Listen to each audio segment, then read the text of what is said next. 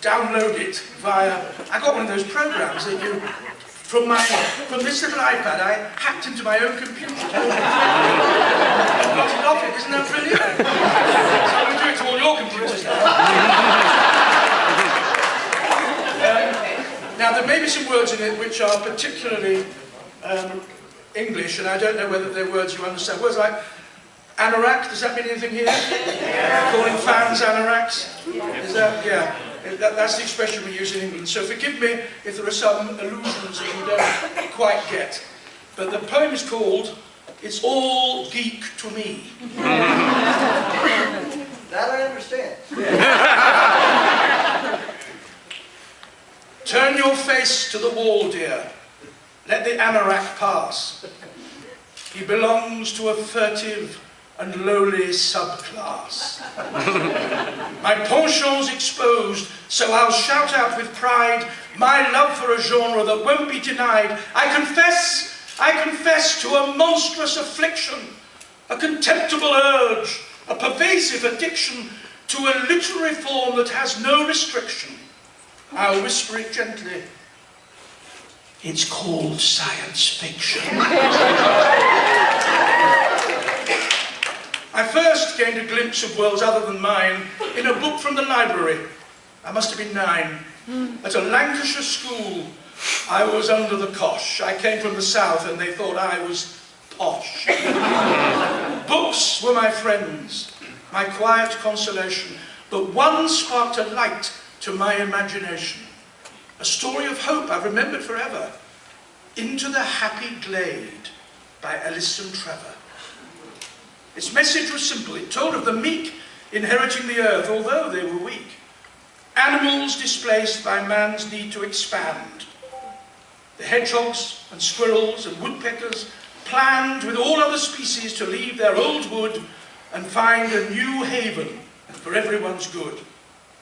Their search for their glade was epic in scale, but I was entranced by their romantic tale. Fantasy, yes, but an allegory too, of how even the weakest can sometimes pull through with the help of each other and mutual affection. Lives could be changed to a different direction. A story of hope, of worlds unlike ours, that kept me absorbed for hours and hours. There were other glades out there. I've been given a hint and went off in search of new visions in print. First, Eagle's Dan Dare, clean-cut and heroic, and Digby, his Batman, a Wigan-born stoic. They battled the Mekong, a green William Hague, who commanded the trees, an inimical plague of Venusians, xenophobic and militant. But our heroes provided a most British irritant in foiling their plans for Earth's subjugation, like Drummond and Biggles, the pride of the nation. Then the wireless on Mondays, round about 7, transported us weekly to a fantasy heaven, and my second page has vanished. Where's it gone? Ah, yes, 2 blank pages. Into space was the journey, and terrors eldritch threatened our heroes and life as we know it. The episode ended abruptly. Oh, blow it. 7 long days then of waiting to hear that voice from the moon that filled us with fear. I was still just a boy when the Kraken awoke. The Triffids entwined me. The chrysalids spoke of events cataclysmic and problems far worse than my pubescent struggles with Sophocles' verse. Temporal seeds, and those cuckoos in Midditch, and troublesome lichen, nemesis all, which made my ways considered seem rather absurd, specky and lost in St. Bede's upper third. Avid and wide-eyed, with wonder I read John Wyndham's first opus by torchlight in bed. A Penguin edition, in orange and white, acquired by my dad for his long-distance flight to Joburg. Its title, like Alice's cakes, said, "Read me. The Kraken awakes." Suffice it to say, in the fathomless deep, a kraken's decidedly better asleep. His cannon consumed, I sat sad and bereft. No further Wyndham opus is left. Consider this, John, a stern reprimand for failing to honour my teenage demand. An endless supply of fables fantastic. Action was needed, it had to be drastic. We all value most what we find for ourselves. I found my relief on the library's shelves. Mirabile dictu, my literal obsession for J.W.'s vision replaced by a fresh one.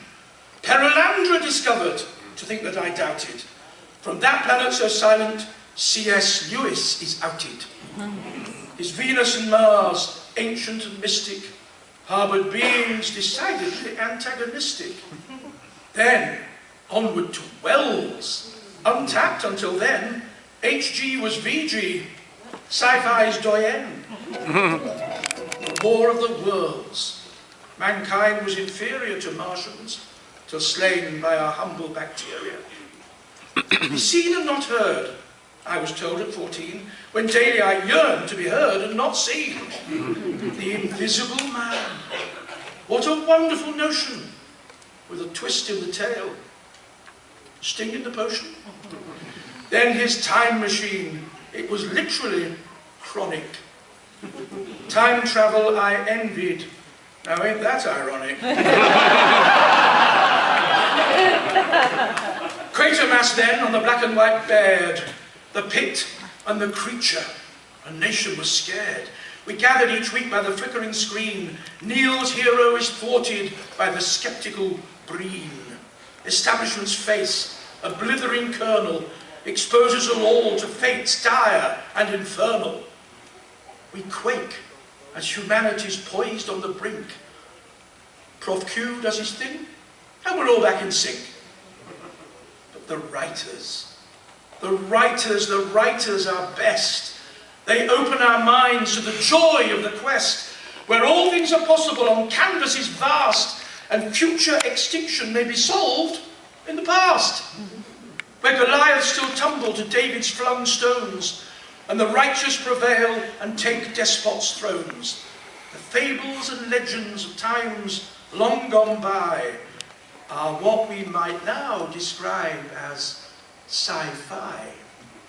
So thank you to Aldis, Verne, Blish and Harrison, Lieber, Selazny, Kornbluth and Ellison, E. Doc Smith, Pohl, Simak and Bryn, Dick, Ballard, Hoyle and Miss Hugh Le Guin. For the laws of robotics that Asimov taught us, and Pratchett's flat world on the back of a tortoise, for Hal Clement's needle, and Arthur C.'s star, and whoever it was that conceived Shangri-La. Heinlein, Van Vogt, Herbert and Anderson, Alan Dean Foster and Stephen K. Donaldson, Vonnegut, May, Sturgeon and Twain, brought welcome relief from concerns more mundane. Bradbury showed us all's not what it seems, and Tolkien tapped into our hearts and our dreams. I'm sure that a titan's been left off this list. I apologise now for the favourites I've missed. Turn your face to the wall, dear. Let the anorak pass. He belongs to a furtive and lowly subclass. Oh, foolish spectator, I don't give a toss. My fictional gain is your ignorant loss. I confess to a splendid affliction, a delectable urge, a luscious addiction, to a literary form that beyond contradiction appeals universally. It's called science fiction. Naming me Anorak betrays only your fears of terror less firmer, of celestial spheres and parallel worlds where humanity may not rule the roost, may not hold sway. Over all that appears to be real now to us, reality's a dimensional illusion. Discuss. Actuality comes in all shapes and sizes. Knowledgeable the man who hypothesizes. Thank you.